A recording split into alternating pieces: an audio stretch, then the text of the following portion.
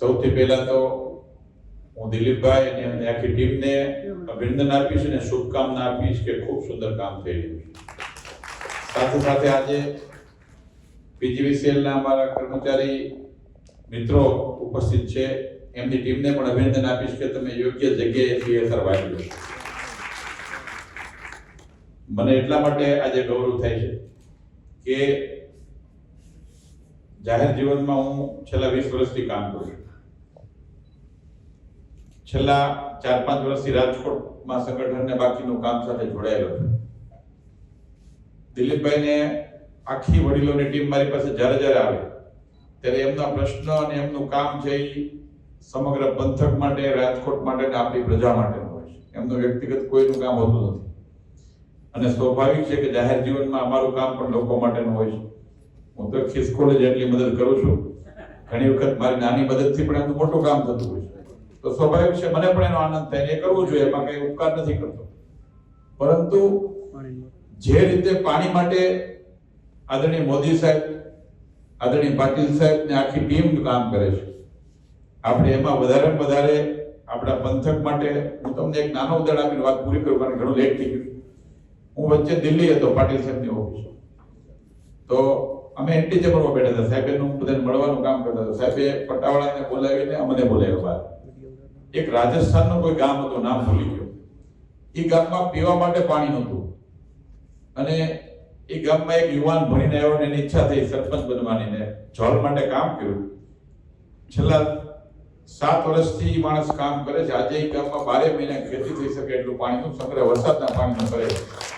એટલે અમે તો અનેક એવા દાખલાઓ જોયા છે કે વરસાદના પાણીનો સંગ્રહ કરવાથી આપણે ઇઝરાયલનો પણ દાખલો જોઈએ છે, ઘણા બધા વિસ્તારનો દાખલો જોઈએ છે। તો આપણો સૌરાષ્ટ્ર એક સૂકો પ્રદેશ, વરસાદ તો ખૂબ પડે છે હવે ભગવાનની કૃપાથી, પણ એનો પાણીનો સંગ્રહ થાય એ આપણા બધા માટે જરૂરી છે, ને એટલા માટે ભારત સરકાર આટલો આગ્રહ રાખીને કરે છે। મને 4-5 દિવસ પહેલા પણ પાટીલ સાહેબનો ફોન, મને કે તમે હમણાં ઠંડા પડી ગયા રાજકોટ વાળા પાણી સંગ્રહ માટે। મેં કીધું દિલીપભાઈ, મને કે એકલા દિલીપભાઈ શું થાય, તમે બધા સપોર્ટ કરો। એટલે ચોક્કસપણે અમે બધાય સાથે જોડાયેલા છીએ, સહકારમાં છે, આપણે બધા ભેગા મળીને આ કામને હવે બરાબર સીઝન આવી છે, લગ્ન સીઝન 10-15 દિવસમાં ઓછી થાય એટલે દિલીપભાઈ થોડા 2-4 કાર્યક્રમોમાં સમય પણ આપીશ, થોડા લોકોનો સંપર્ક પણ કરાવશું। અને દિલીપભાઈ અભિયાન છે એમાં એક ગીતાજી તો આજે આવ્યું, બીજા 11 ગીતાજીનું પ્લાનિંગ હાલે છે, માતાજીની કૃપાથી આવતા વર્ષ સુધીમાં ખૂબ સારા સંકેતો છે કે એ પણ આવી જશે CSR માંથી। આપણે કઈ આપવાનું નથી, આપણે તો આંગળી ચીંધ્યાનું પૂરું કરવાનું છે।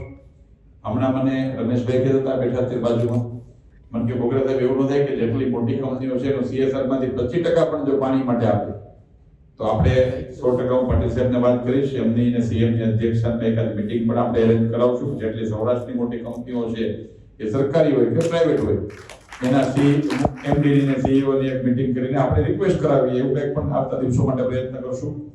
પરંતુ આદરણીય મોદી સાહેબનો જે સંકલ્પ છે કે જન ભાગીદારી, તમે સમજો કે ભારત સરકાર ધારે તો જળ માટે બજેટ આપી શકે, એવું નથી કે પૈસા સરકાર પાસે નથી, પણ આ વાત સાચા અર્થમાં ત્યારે કોઈ પણ અભિયાન, મોદી સાહેબ હંમેશા કહેતા કોઈ પણ અભિયાન કે કોઈ પણ કામ એમાં લોકો જોડાય। લોકો ક્યારે જોડાય કે જે પૈસા આપે, થોડું ફંડ આપે, થોડું બાકીનું ઇનિશિયેટિવ લે, તો એક સરસ રીતે પરિણામ મળતું હોય છે। તો ગિરગંગાના માધ્યમથી જે રીતે કામ થાય છે એ 11,000નું સપનું દિલીપભાઈનું એક ડેમો ને 11,000 સ્ટ્રક્ચર પાણીના 100% પૂરું થશે, એનાથી પણ વધારે સારું કામ થાય। દિલીપભાઈને ભારત સરકારની આખા મંત્રાલય સાથે જોડવા માટે જે રીતે પ્રયત્ન હાલે છે, જે રીતે પાટીલ સાહેબ પણ રાજકોટ માટે આપણા બધા માટે પ્રેમ દર્શાવે છે, તો આપણા બધા માટે એક સારા સંજોગો છે, કારણ કે ભારત સરકારનો સંપર્ક કરવો અઘરો હોય, અધિકારીઓ આપણને જવાબ પણ નથી, પણ આપણા નસીબ એટલા સારા છે કે અત્યારે CR પાટીલ સાહેબ પાસે જવાબદારી છે, મોદી સાહેબ આપણા PM છે ગુજરાતી તરીકે, અને આખા ગીરગંગાની વાત છે મોદી સાહેબ સુધી આપણા રિપોર્ટ જાય છે, અને જેટલું તમે કામ કરો છો એનું અપડેટ પણ થાય છે મને લાગે છે। એટલે રોજ ત્યાં ભારત સરકારની વેબસાઇટ ઉપર અને જે લોકો ડોનેશન આપ્યું એનું નામ પણ વેબસાઇટમાં લખવાનો ઓપ્શન હોય છે। એટલે આપણે બધા ભેગા મળીને સારું કામ થાય એવો પ્રયત્ન કરીએ, માતાજીને પ્રાર્થના કરીએ આપણને એવી શક્તિ આપે। ભવિષ્યમાં પાછા મળીએ ત્યારે જાજી વાતો કરશું। આજે લગ્નની સિઝન પણ બહુ છે, મારે 3 જગ્યાએ જવાનું વચ્ચેથી આવી ગયો, 2 ફોન આવે છે, તમને બધાને જવાનું છે તો વધારે વાત નથી કરતો, પરંતુ આ પ્રકારે કાર્યક્રમ કરવા અને આ કામ કરવું કઠિન હોય છે।